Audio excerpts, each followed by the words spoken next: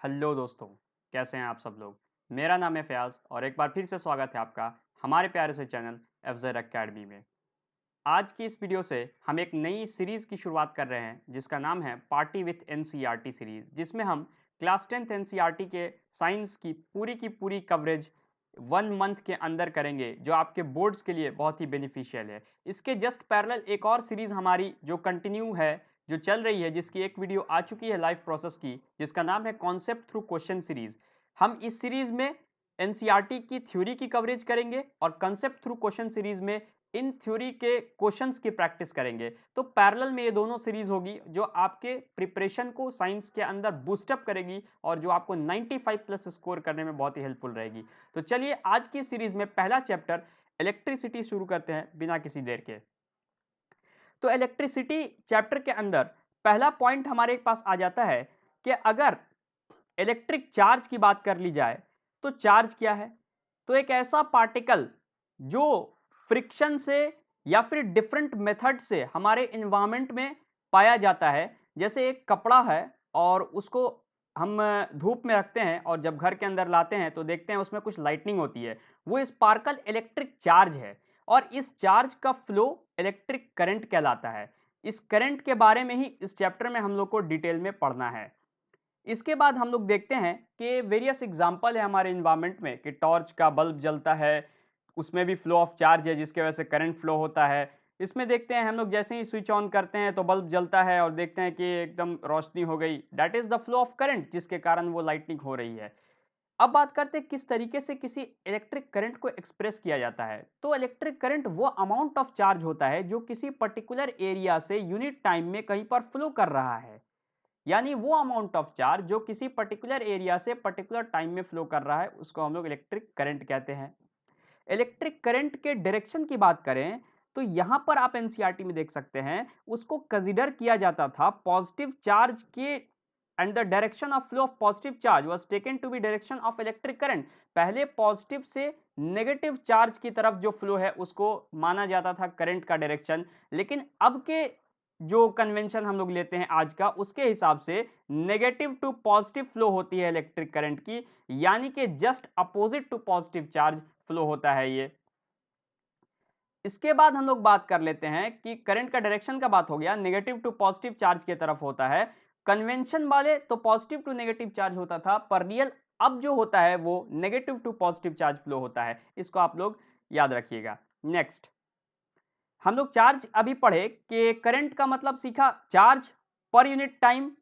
तो I current जो representation है इसको हम लोग चार्ज पर यूनिट टाइम भी लिख सकते हैं, is equal to charge per unit time.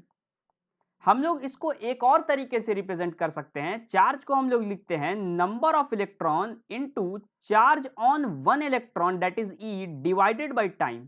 ये भी रिप्रेजेंटेशन हम लोग करंट का करते हैं जिसको एन ई बाई टी कहते हैं। यहां पर एक इलेक्ट्रॉन के चार्ज की वैल्यू 1.6 इंटू 10⁻⁻19 है, ये आप लोग को याद रखनी है। यहां से हम लोग नंबर ऑफ इलेक्ट्रॉन की भी कैलकुलेशन कर सकते हैं। एक कूलम चार्ज की बात करें तो एक, क्योंकि चार्ज की ऐसा यूनिट इलेक्ट्रिक चार्ज की ऐसा यूनिट कूलम होती है और एक कूलम की चार्ज की बात करें तो एक कूलम में 6 इंटू 10⁻18 इलेक्ट्रॉन होता है। करंट के यूनिट की बात करें तो उसका यूनिट एम्पेयर होता है। जो साइंटिस्ट थे उनके बाद इनका नाम रखा गया है एंड्री मैर्यू एम्पेयर, जिन्होंने इसका आविष्कार किया था करंट का, उनके बाद इसका नाम रखा गया है। तो 1 एम्पीयर करंट को हम कैसे डिफाइन करें, बहुत बार एग्जामिनेशन में पूछा गया है। तो 1 ampere is constituted by the flow of 1 coulomb of charge पर सेकंड। एक कूलम्ब चार्ज को 1 सेकंड में फ्लो करवाना है तो हम लोग कहेंगे कि वहां पर करंट 1 एम्पीयर का फ्लो होगा। अगर कुछ यूनिट्स की बात करें जो हमारे कैलकुलेशन में काम आती है, 1 मिली एम्पेयर 10⁻³ एम्पेयर के बराबर होती है, एक माइक्रो एम्पेयर 10⁻⁻6 एम्पेयर के बराबर होता है। ये मैथमेटिकल कैलकुलेशन है पर आपको ये याद रख लेनी है क्योंकि ये दो वैल्यू ज्यादा न्यूमेरिकल में यूज होती है। तो आइए पहला प्रॉब्लम करते हैं पहले फॉर्मूला के बेसिस पे। कहता है करंट ऑफ 0.5 एम्पेयर, हमें करंट दे रखा है, is drawn by a filament of an electric bulb of for 10 minute, और 10 मिनट के लिए उस करंट को एक इलेक्ट्रिक बल्ब के फिलामेंट में फ्लो कराया गया। Find the amount of electric charge that flows through the circuit. आप बताइए उस सर्किट में चार्ज कितना फ्लो करेगा। हमने फॉर्मूला पढ़ा I is equal to Q upon T. तो क्या इस फॉर्मूला को Q is equal to IT भी लिख सकते हैं क्रॉस मल्टीप्लीकेशन से? तो यहां लिखा Q is equal to IT। I हमें दे रखा है, करंट हमें दे रखा है, करंट मिनट में दिया, टाइम दे रखा है तो टाइम मिनट में दिया है। इसको हम लोग सेकंड में करने के लिए 60 से मल्टीप्लाई कर देंगे, हो जाएगा 600 second and 600 second into 0.5 ampere, 300 coulomb charge निकल के आ गया। इसी तरीके से इंटेक्स का क्वेश्चन है, कहता है what does an electric circuit mean. अब जैसे सर्किट का क्या मतलब है, तो अगर एक ऐसा क्लोज्ड कनेक्शन है जिसके अंदर स्विच, एक रेजिस्टर या बल्ब और हमारे साथ बैटरी का कनेक्शन है जिसमें करंट का फ्लो हो रहा है, एक क्लोज्ड कनेक्शन जिसके अंदर करंट का फ्लो हो रहा हो, उसको हम लोग सर्किट कहते हैं। Define the unit of current, तो यूनिट ऑफ करंट हमने देखा एम्पेयर होता है। Calculate the number of electron constituting 1 coulomb of charge, तो 1 कूलम चार्ज में कितना इलेक्ट्रॉन था, 6 into 10 to the power 18 electron.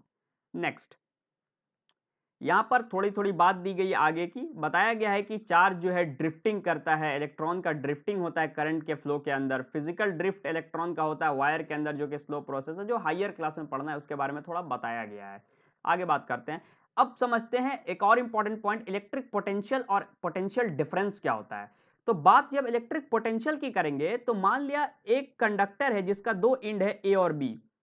पहले इंड के पोटेंशियल की बात करें तो इन्फिनिटी से किसी प्लस क्यू चार्ज को, किसी यूनिट पॉजिटिव चार्ज को लाने में जो वर्क डन होगा वो इस पॉइंट के पोटेंशियल के बराबर होगा। इसी तरीके से इसी यूनिट पॉजिटिव चार्ज को इस बी पॉइंट तक लाने में इन्फिनिटी से जो वर्क डन होगा उसी को हम लोग यहां पर इस पॉइंट का पोटेंशियल कहेंगे। और अगर दो पॉइंट के बीच के पोटेंशियल डिफरेंस की बात करें तो इन दोनों के बीच के पोटेंशियल के डिफरेंस को देख लेंगे, that is VA minus of VB। तो ये अंतर है, पोटेंशियल किसी एक सिंगल पॉइंट का भी हो सकता है, पर पोटेंशियल डिफरेंस दो पॉइंट के बीच में होता है।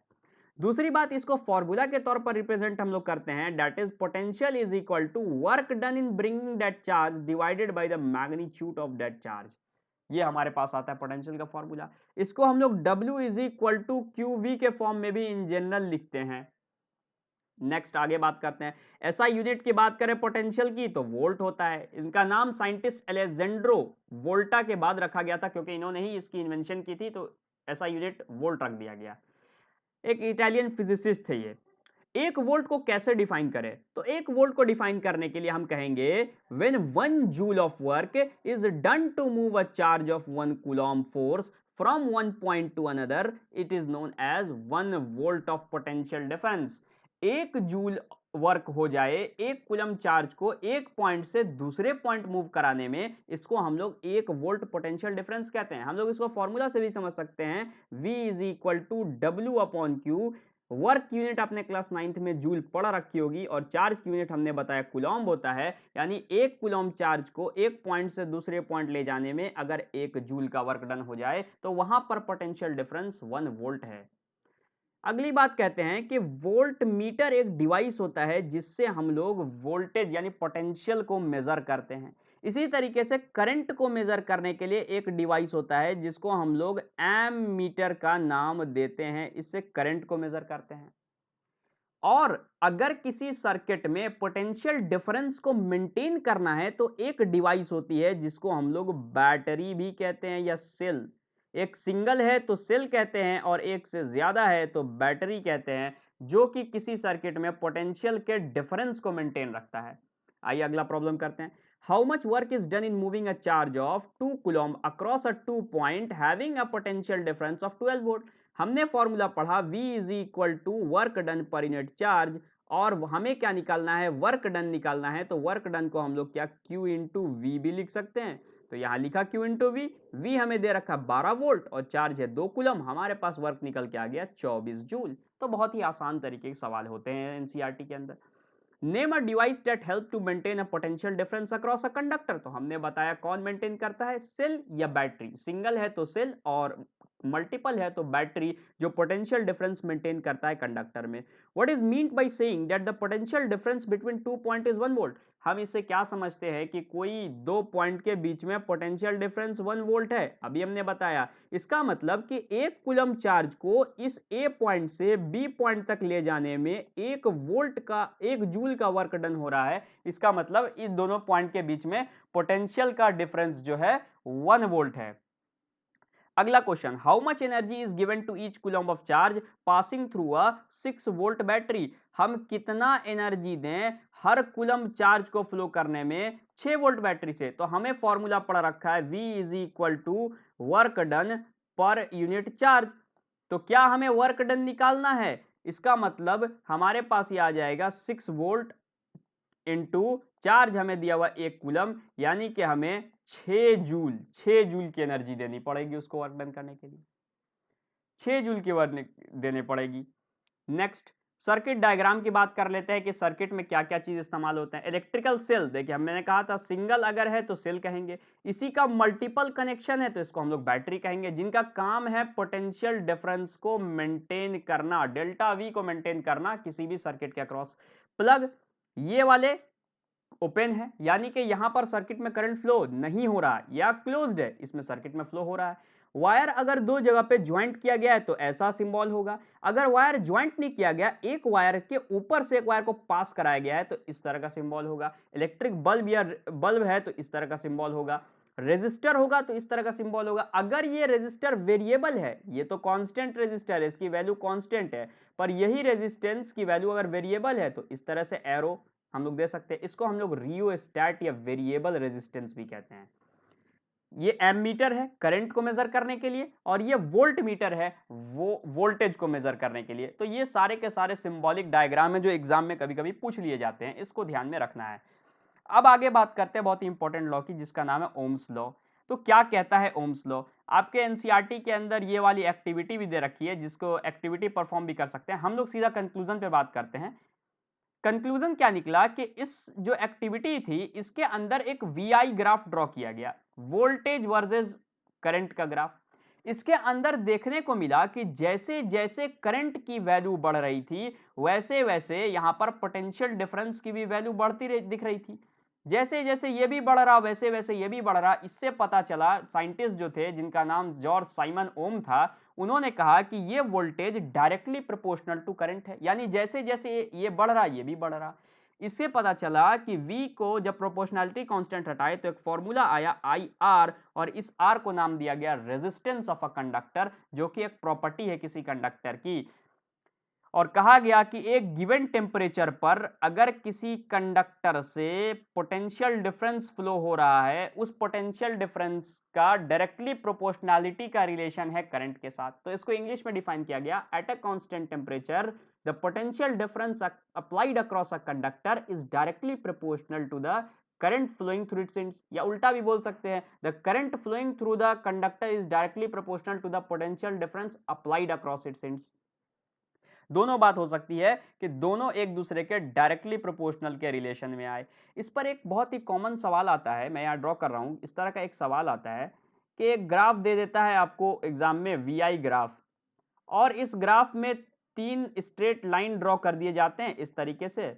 मान लेते हैं एक का रेजिस्टेंस R1 है, एक का R2 है, क्योंकि वीआई ग्राफ हम लोग को रेजिस्टेंस डिपिक्ट करता है। और आपसे पूछा जाता है कि इस वीआई ग्राफ में आप R1, R2 और R3 का कंपैरिजन कीजिए। तो इसको कंपैरिजन करने के लिए एक मैथमेटिकल रिलेशन होता है, tan theta is equal to slope. हम लोग ये जानते हैं मैथ से कि tan थीटा स्लोप के बराबर होता है, और इस इक्वेशन में याद रखिएगा वीआई ग्राफ में ये R रेजिस्टेंस को डिपिक्ट करता है। तो यहां पर आप देखें तो थीटा कम, यहां पर देखें तो थीटा ज्यादा, फिर यहां पर देखें तो थीटा और ज्यादा। और जानते हैं हम लोग कि थीटा जैसे जैसे बढ़ता है tan थीटा की वैल्यू बढ़ती चली जाती है। आप डिपिक्ट कीजिए, tan अगर हम 0 पर ले रहे हैं तो क्या वैल्यू आती है? tan क्या होता है? साइन अपॉन कॉस, साइन 0 0 और कॉस 0 हमारे पास आ जाता है 1, यानी tan 0 की वैल्यू 0। tan 30 की वैल्यू 1 अपॉन रूट 3, tan 45 की वैल्यू 1। तो क्या ये इंक्रीज कर रही है? इसका मतलब कि अगर ये इंक्रीज कर रही है तो क्या R के साथ डायरेक्ट रिलेशन है, तो R भी क्या करेगा? इंक्रीज करेगा। इसका मतलब कि जिसका ये थीटा ज्यादा है, दिस इज थीटा 3, मान लेते हैं दिस इज थीटा 2, और मान लेते हैं दिस इज थीटा 1, तो थीटा 3 ज्यादा है, फिर थीटा 2, थीटा 1। इसका मतलब कि R1 is greater than R2 is greater than R3। जिसका थीटा ज्यादा हो गया उसका रेजिस्टेंस ज्यादा होगा, क्योंकि tan थीटा की वैल्यू थीटा बढ़ने से बढ़ती है। लेकिन इसमें एक ग्राफ और कॉन्ट्राडिक्ट करती है, जब इसी ग्राफ में अपोजिट रिलेशन दे दिया जाए, IV रिलेशन दे दिया जाए, तब क्या होगा कि थीटा बढ़ाने से tan थीटा तो बढ़ेगा, लेकिन यहां पर रिलेशन जो आता है वो 1/r का आता है, यानी रेजिस्टेंस जो है कम हो जाएगा। यानी जिसका थीटा जितना ज्यादा होगा वहां पर रेजिस्टेंस उतनी कम हो जाएगी। यानी मान ले ये R1 है, R2 R3, तो अब रिलेशन उल्टा होगा, R3 greater than R2 greater than R1 हो जाएगा, क्योंकि थीटा जिसका सबसे कम उसकी रेजिस्टेंस सबसे ज्यादा हो जाएगी। इनवर्स का रिलेशन है। तो ये दो ग्राफ आता है, आप इसको ध्यान रखें। V और I और V में कंफ्यूज ना हो, इन दोनों का रिलेशन आप ध्यान रखें। नेक्स्ट आगे चलते हैं। ऐसा यूनिट जो रेजिस्टेंस का है उसको हम लोग ओम कहते हैं।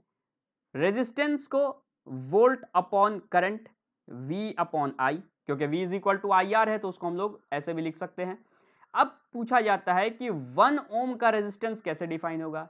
जब 1 एम्पियर का करंट फ्लो करे 1 वोल्ट के पोटेंशियल अप्लाई करने पर, तो हमारे पास रेजिस्टेंस कितने का है, 1 ओम का है। That is when 1 ampere of current flows by applying a potential difference of 1 volt, the resistance is said to be 1 ओम।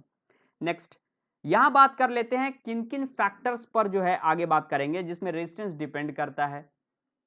उससे पहले कुछ और बातें भी रेजिस्टेंस के बारे में बात कर लेते हैं कि रेजिस्टेंस के अंदर V और I का क्या रिलेशन है। तो हम लोग ये रिलेशन से देख रहे हैं R is equal to V upon I. इसका मतलब कि जो रेजिस्टेंस है वो पोटेंशियल के डायरेक्टली प्रोपोर्शनल है और करंट के इनवर्सली प्रोपोर्शनल है। ये भी ध्यान रखें आप लोग, इस पे भी सवाल बनते हैं। नेक्स्ट, फैक्टर जिस पर रेजिस्टेंस डिपेंड करता है, इसमें से पहला फैक्टर लेंथ है, directly proportional to length. This R is directly proportional to length. दूसरा करता है area, R is inversely proportional to area. तीसरा, ये नेचर ऑफ मटेरियल पर भी डिपेंड करता है। मटेरियल का नेचर जैसे जैसे चेंज होगा रेजिस्टेंस की वैल्यू चेंज करती है। जैसे हम लोग मटेरियल अगर मेटल लें तो रेजिस्टेंस बहुत कम है, नॉन मेटल लें बहुत ज्यादा रेजिस्टेंस है, क्योंकि एक प्रॉपर्टी है जिससे वो करंट को अपोज करता है। तो नॉन मेटल में करंट का अपोज बहुत ज्यादा है, फ्लो नहीं होगा, पर मेटल में ये कम है। रो इज द कांस्टेंट। अब यहां देखते हैं हम लोग, रेजिस्टेंस इज इक्वल टू, इसको हम लोग ऐसे भी लिख सकते हैं, resistance directly proportional to L and inversely proportional to area. अगर ये प्रोपोर्शनलिटी कांस्टेंट हटाएं तो एक और यहां पर एक कांस्टेंट आता है जिसको कहते हैं रो L अपॉन A, और इस रो को हम लोग कहते हैं resistivity of a conductor. Electrical resistivity है किसी मटेरियल की, ये एक मटेरियल का प्रॉपर्टी ही होता है, इलेक्ट्रिकल रेजिस्टिविटी कहते हैं इस चीज को हम लोग। अब आगे बात करते हैं। अब जैसे इंसुलेटर में ये ज्यादा होगा, कंडक्टर में कम होगा, इसकी कुछ वैल्यू दे रखी है एनसीईआरटी में टेबल के फॉर्म में। इसको हम लोग याद नहीं करना है, बस देखना है, न्यूमेरिकल वैल्यू के लिए यूज होती है, याद नहीं करना है इसको। चलिए आइए क्वेश्चन कर लेते हैं नेक्स्ट इस कॉन्सेप्ट के बेसिस पे। तो पहला question, how much current will an electric bulb draw from a 220 volt source. हमें वोल्ट सोर्स का वोल्टेज दे रखा है। If the resistance of the bulb is, resistance की वैल्यू दे रखी है और करंट की वैल्यू पूछी है, क्या नहीं निकाल लेंगे, V is equal to IR। हमें ये भी दिया, ये भी दिया, ये तो आराम से निकल जाएगा, I is equal to V/R। तो 220 upon 1200, 0.18 ampere. How much current will an electric heater coil draw from a 220 volt source if the resistance of heater coil is 100 ohm. हमें फिर से करंट की वैल्यू पूछी है, अब क्या चेंज कर दिया है, रेजिस्टेंस की वैल्यू चेंज कर दिया, तो कोई बात नहीं, ये फिर से 220 है लेकिन ये वैल्यू चेंज हो गया, 2.2 एम्पियर है। इससे हमें क्या पता चला कि difference of current drawn by electric bulb and electric heater from the same 220 volt. आप ध्यान दें कि रेजिस्टेंस चेंज करने से सेम पोटेंशियल पर भी हमें करंट अलग अलग मिल रहा है। Next, potential difference between the terminals of N electric heater is 60 volt. Electric heater के टर्मिनल्स के बीच में पोटेंशियल डिफरेंस 60 वोल्ट है। when it draws a current of 4 ampere from the source, what current will the heater draw if the potential difference is increased to 120 volt। अब हमें बताएं कि heater कितना potential difference draw करेगा जब उसके voltage को 120 वोल्ट कर दिया जाएगा। 60 वोल्ट है तब 4 एम्पियर है, 120 वोल्ट होगा तो कितना, हम यहां से रेजिस्टेंस निकाल लेंगे पहले, तो 60 अपॉन 4, 15 ओम। हमें रेजिस्टेंस पता चल गई, अब नया पोटेंशियल है, पोटेंशियल अपॉन रेजिस्टेंस 8 एम्पियर। तो इस तरीके से हम लोग सिंपल से फॉर्मूले से निकाल सकते हैं। नेक्स्ट सवाल, resistance of a metal length wire of length 1 metre is 26 ohm. At 20 degree Celsius constant temperature पर बात किया था ओम्स लॉ कि वो फिक्स होता है, अगर टेम्परेचर चेंज करेंगे तो फिर दिक्कत है। If the diameter of the wire is 0.3 metre, what will be the resistivity of the metal at the temperature? क्या हम लोग फॉर्मूला जानते हैं? Rho L upon A, rho L upon A, और इस एरिया को क्या हम लोग पाई आर स्क्वायर भी लिख सकते हैं, पाई आर स्क्वायर।